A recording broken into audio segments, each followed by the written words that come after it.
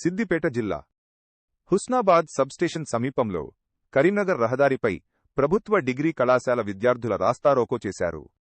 500 రూపాయల tuition fee కడితేనే hall టిక్కెట్లు ఇస్తానని ప్రిన్సిపాల్ బెదిరించినట్లు విద్యార్థులు తెలిపారు. ప్రిన్సిపాల్పై చర్యలు తీసుకోవాలని వారు డిమాండ్ చేశారు.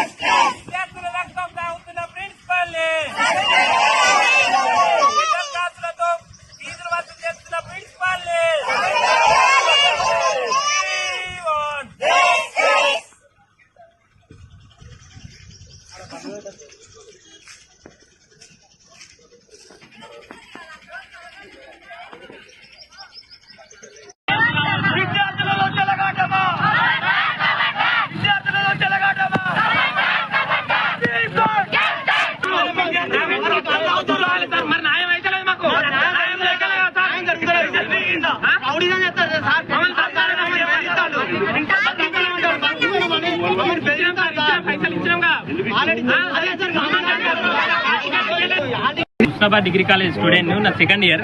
ఈ 500 ఎందుకు వసూలు చేస్తారు సార్ అని అడిగితే యూనివర్సిటీ కట్టాలని ఒక మాట చెప్పిండు. దాని తర్వాత ఇక్కడ కూడా ఏ యూనివర్సిటీలో కూడా డబ్బులు కలెక్ట్ చేస్తలేదు కదా సార్ అంటే గవర్నమెంట్ కట్టాలని చెప్పి గవర్నమెంట్ ఎక్కడి నుంచి నోటిఫికేషన్ ఎక్కడి నుంచి వచ్చిందా సార్? ఇక్కడ ఏ